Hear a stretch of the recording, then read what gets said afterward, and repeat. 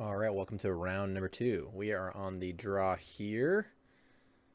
And this is one of those hands I think you're priced into keeping with the deck, especially on the draw. It's very similar to the last hand, except we have a Heritage Druid and a Nental Sentinel. So yeah, we're keeping a 1-land Manadork hand, but it's a 1-land Manadork hand with a little bit of upside. This matchup is pretty abysmal. This is going to be real tough.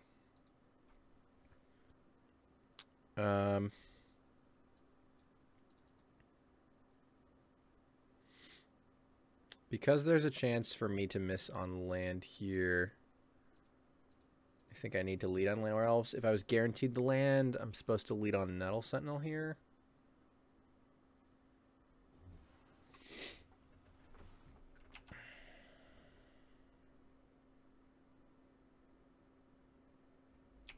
Don't think I can trade this land or elves for a pump spell in this spot, unfortunately.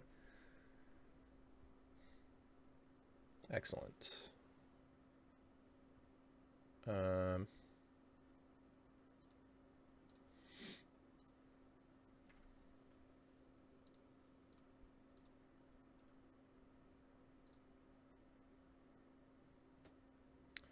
Always yes, always yield to this.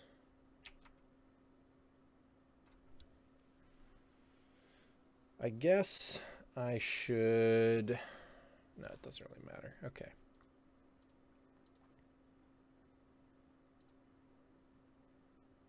Or does it? Should I actually cast... Oh, nice. They're like weirdly forward now. Should I cast this first and then use it? I guess if my opponent responded by interacting, that would be particularly lame. But they would have just responded to my Heritage Druid. I'll just do it this way just in case. I mean, I'll still have the spare mana here, so it's not that big of a deal. Always yield to that as well.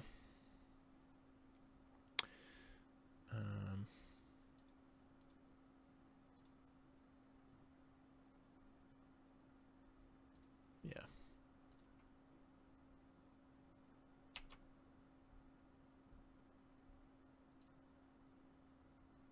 I feel like I'm potentially supposed to leave back the Azuri.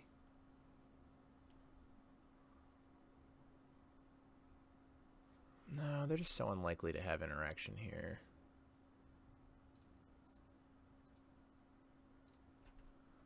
I think we're supposed to just fire it off and set up.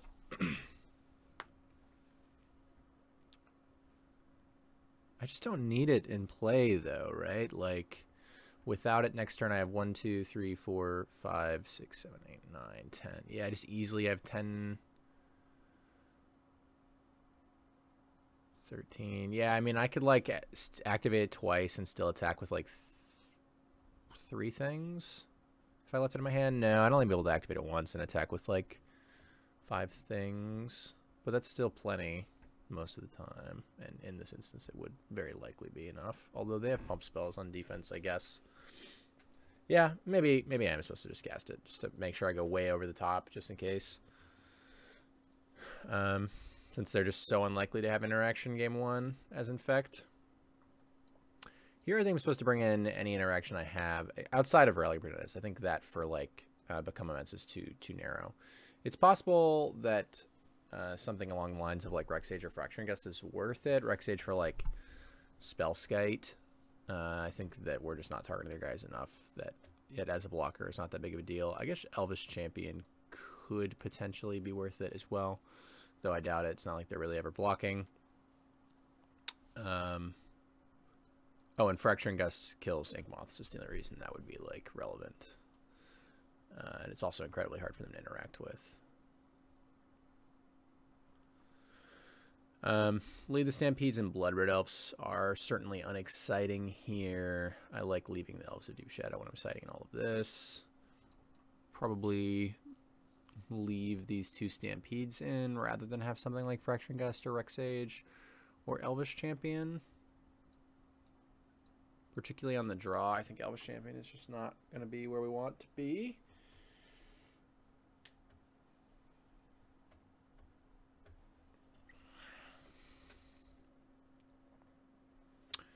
Yeah. I think this is fine. This is kind of close. I mean, really, we're not worried about Glistener Elf in 90% of cases. It's just Blighted Agent. And Inkmoth Nexus. So that's why I'm sort of considering this Fracturing Gust. Maybe it's better than an Elvish Visionary or a Lead the Stampede. We'll put it in a nice, I suppose. Seems questionable. It also can get Spell Pierce, but I don't know that those are really going to be present right now. I could definitely see my opponent having them, though, since we have company and people are pretty afraid of that card in general. They definitely want to sideboard against that card most of the time. People definitely sideboard with that card in mind, I guess I should say. I think it's definitely something they possibly over sideboard against, even though Spell Pierce probably isn't great against this in general. Yeah. But there's a good chance my opponent just doesn't bring it, which makes it slightly better. Kind of a weird dance, but Guiltleaf Palace and Thoughtseize, but the hand otherwise is very, very poor. I think I have to mulligan, unfortunately, though it is very tempting since we have a good sideboard card. Yeah, I mean, no sideboard cards, but we didn't bring in that many, so and is at least nice and proactive. This one drop is particularly unexciting, but allows me to go like one drop, Archdruid.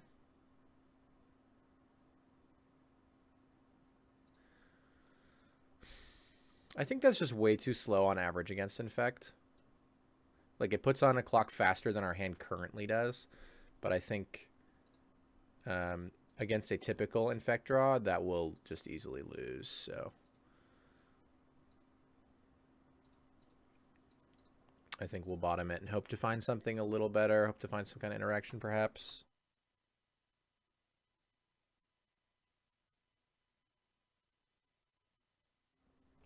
Maybe a Fracturing Gust.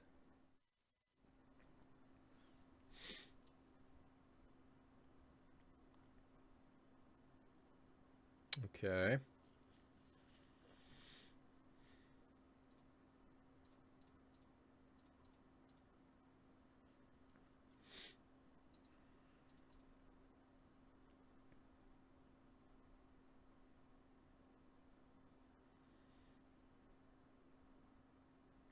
So it appears they're going to be leaning on this Inkmoth Nexus. That's good for us in the sense that it's going to be a little slower of a draw, most likely. Depending on Inkmoth Nexus, requires a lot more mana, but opponent does have the Noble Hierarch here, so they get to sort of make up for that a little bit.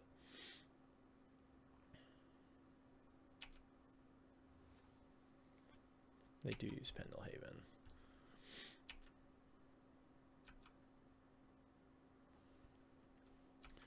So probably not going to die here, unless they have a bunch of Mutagen Growths plus. Yeah. We live to see another day, but we could easily die next turn. One pump spell kills us next turn. Okay.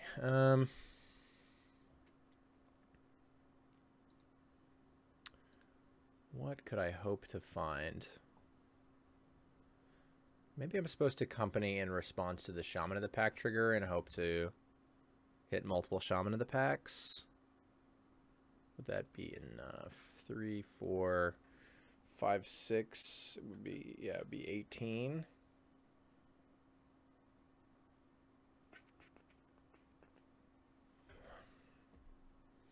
I think that's probably my best bet.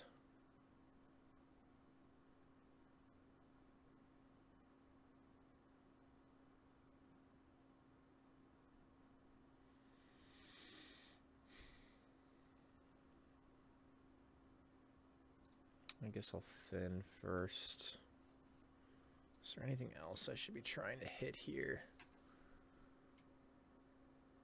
Yeah, I mean, if I'm assuming I'm dead next turn, that's really the only thing I can go for. Is there some, like, Archdruid attack I can make. I mean, I'm only attacking with like one thing here. Yeah, that's just definitely not good enough. So let's grab this, play this in response to that ability. Company. No additional shamans. So we'll just grab these and cross our fingers, I guess. We're definitely set up for next turn now. Yeah, this doesn't look favorable. Yep. Now they even get to do it with protection as well. Not that they would need protection when I'm tapped out here after they've Pendelhavened, but yep. Fines kicked plus exalted. We'll definitely do it.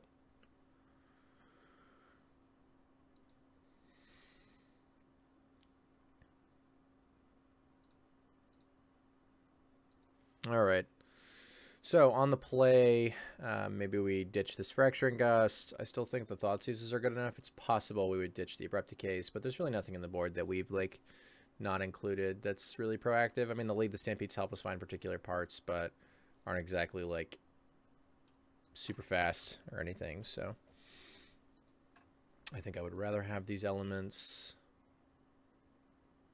So honestly, yeah, I think I'll keep the Fracturing Gust over the Elvish Visionary just because it's like high enough impact, even on the draw, that it's worth having access to. It's possible it does nothing, right? I mean, maybe my opponent's got the Blighted Agent, but I think it's fine. This hand is gonna have to be a keep, but may not be good enough for this matchup. It's kind of borderline because of the matchup that we're in, but I just don't think I can really see myself pitching this one. If we go Nettle Sentinel, no, we don't have a Heritage Druid. For some reason I thought we did. So I guess we go Elvish Mystic, so we can play probably both of these next turn into these.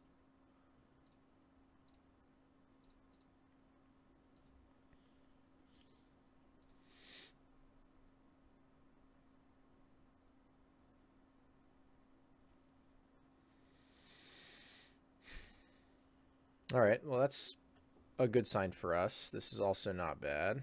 So now I just get to go. I guess we fetch Tomb.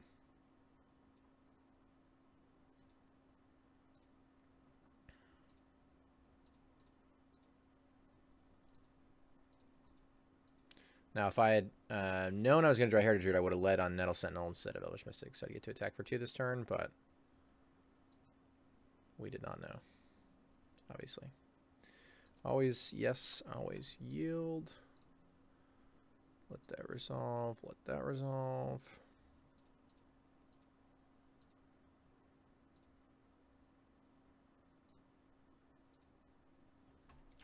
All right. I would happily block that Glistener Elf with an Elves of Deep Shadow here.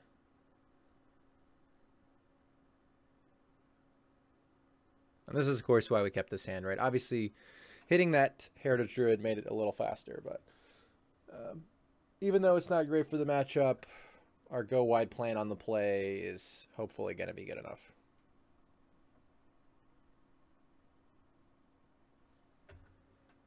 Particularly hope we draw a spell, because then we'll be able to untap this Nettle Sentinel and have like an additional blocker there. There's Blighted Agent, yeah, so we could still easily lose. Abrupt Decay is a great draw. A great draw. Very fortunate. Happy to attack with all these, particularly since the Nettle Sentinel will be untapping.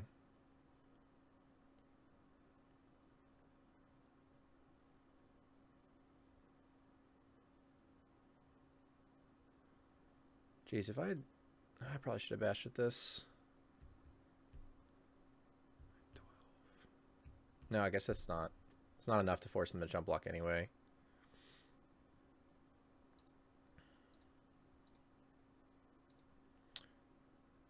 I guess I say okay to that first. Wouldn't want them to like know to use immunogenic growth or whatever. No, we just decay this now rather than messing around, and we should be good to go here.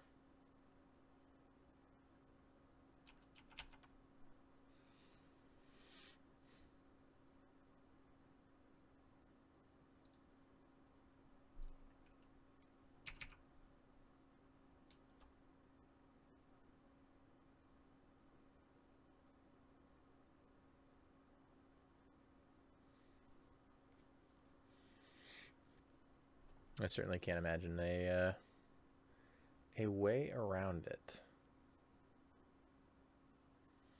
All right, that is the end of the match. I will see you in just a moment for round number 3.